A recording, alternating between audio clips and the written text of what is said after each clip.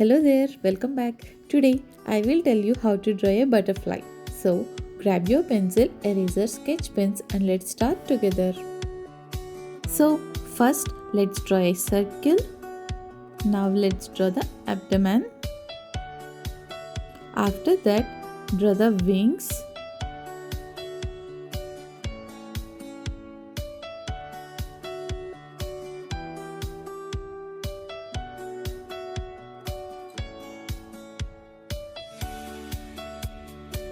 And then draw the antenna.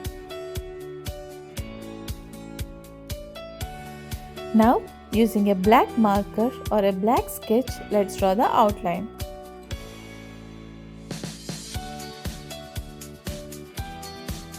Erase the pencil traces and let's start the coloring.